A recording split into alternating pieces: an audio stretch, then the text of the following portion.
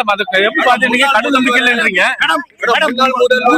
முன்னாள் முதல்வர் செஞ்ச அந்த கிளாஸ் சொன்னார்ல, கூட்டணி முடிஞ்சிருச்சு சொன்னார்ல, அதையே சிஎம் செஞ்சிருக்காரு. மேலும் உங்க திட்டங்களையே அவர் ஃபாலோ பண்றாரு, காப்பி அடிக்கிற மாதிரி.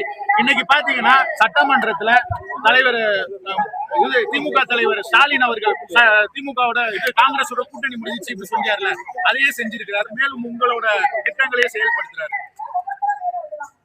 இல்லைங்க, ஒருத்தருடைய திட்டங்களை இன்னொரு அரசாங்கம் செயல்படுத்துதுன்னா அந்த திட்டங்கள் சிறப்பாக இருக்கு அப்படிங்கறது அர்த்தம். This is best copying and imitation is best form of praise அப்படின்னு சொல்லுவாங்க. ஸோ அதையே எங்களுடைய திட்டங்களை அவங்க கண்டினியூ பண்றது அப்படிங்கிறது, அதையே காப்பி அடிக்கிறதுன்னு நீங்க சொல்லுறீங்க.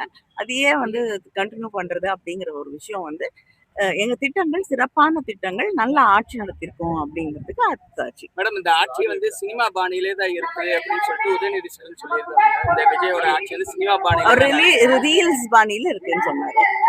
மேடம், அரசு மருத்துவமனையில பாத்தீங்கன்னா எதுவுமே சீர்கேடா இருக்கு. அதுக்கு எம்எல்ஏ கிட்ட கிட்டலாம் எந்த வித பதிலும் சொல்ல மாட்டாங்க. சட்ட ஒழுங்கு சீர்கெட்டு இருக்கிறது. எத்தனை குழந்தைகள், எத்தனை பெண்கள் ஒவ்வொரு நாளும் பாதிக்கப்படுகிறார்கள். இது நேரடியாக முதலமைச்சருக்கு கீழே இருக்கக்கூடிய ஒரு துறை. ஆனா ஒவ்வொரு முறையும் இந்த கேள்வியை எழுப்பும் பொழுது மறுபடியும் சென்ற ஆட்சின்னு இவங்க ஆட்சிக்கு 1 மாசத்துக்கு மேல ஆகுது.